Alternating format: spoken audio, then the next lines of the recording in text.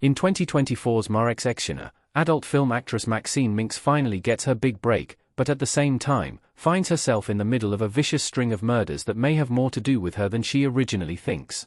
MaXXXine's is the third and final installment in T. West's X trilogy, a horror film series that explores sex, identity, and stardom through the characters of Maxine and Pearl. Since X's release in 2022, the franchise has been both financially and critically successful. Now, MaXXXine's has brought the decade-spanning story to a climactic end. While much of MaXXXine's focuses on Maxine's casting in a religious horror movie, The Puritan 2, under the surface of her story is a murder mystery that is seemingly wrapped up in her past. Maxine begins getting strange messages from an anonymous figure claiming to know that she killed Pearl. Many of her friends also end up being horrifically murdered. Not to mention, there is also a serial killer called the Night Stalker on the loose in LA. Despite Maxine's desire to focus on her career, she must put her dreams aside to get to the bottom of this mysterious criminal. Maxine's dad Ernest Miller is the killer in MaXXXine's. How Ernest appeared earlier in the film. Maxine kills her father in MaXXXine's. As it turns out, the man behind the murders is none other than Maxine's father, Ernest Miller. Maxine has this shocking revelation when she enters a hillside mansion and finds her father watching an old home video of her as a child, which played at the start of the movie.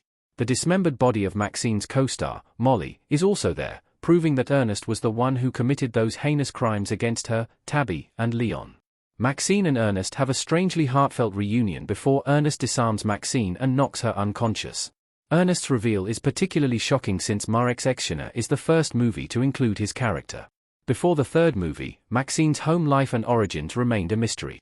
Yet, in retrospect, Ernest plays a rather big part throughout the film.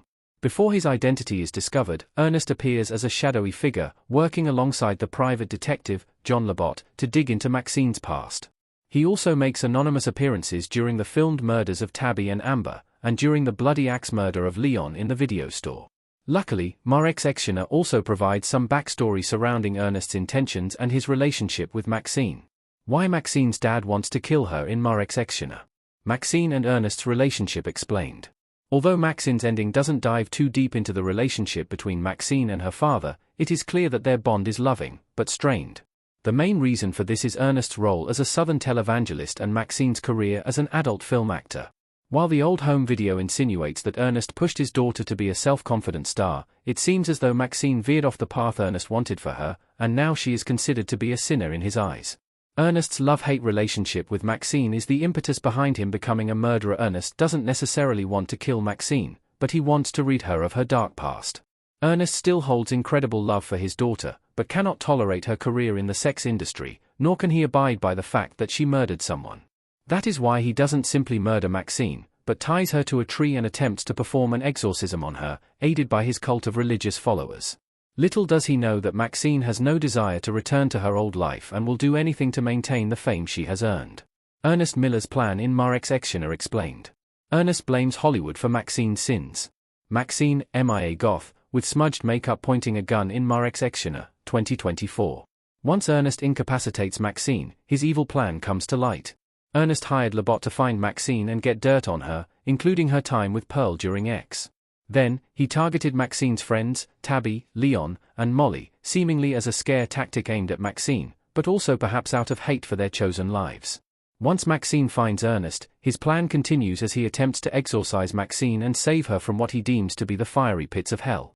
Notably, he films his murders and Maxine's exorcism, which is the second part of his plan. Ernest is doing this to save Maxine, but also because he blames Hollywood for his daughter's sinful descent. His intention is to film himself committing murders to create a snuff film that he will release to the entire world. He believes this film will prove to everyone that Hollywood is a sinful place that hurts people and turns them bad. He believes this is what happened to Maxine, and hopes to make an example of her through exorcism. Of course, this doesn't pan out for Ernest, but the idea alone proves his lack of morality, despite his religious ties. Was Ernest Miller the Night Stalker in MaXXXine's? The true story of the Night Stalker. MIA goth as Maxine making a phone call from a payphone in MaXXXine's. Ernest's crimes are at the center of MaXXXine's, so it is easy to assume that he was the Night Stalker haunting Los Angeles. However, the movie proves this isn't the case by showing a news clip of the real Night Stalker getting arrested after Ernest's death. This leaves audiences wondering who the nicknamed serial killer actually was. As it turns out, MaXXXine's Night Stalker is based on a very real serial killer named Richard Ramirez who terrorized Los Angeles from 1984 to 1985. He was also called the Night Stalker, along with the Walk-In Killer and the Valley Intruder. Variety. The crimes included in MaXXXine's are quite similar to Ramirez's, though the movie never references him by name. Ramirez committed at least 13 murders in California, many of which included the use of satanic symbols. Unlike the fictional Ernest, who would lure his victims to a secondary location, Ramirez would typically break into the homes of LA residents and kill them inside. After leaving 2 survivors in 1985, Ramirez's fingerprints were found at the scene, and he was quickly apprehended. In this way, MaXXXine's masterfully blends gruesome fiction with bloody reality.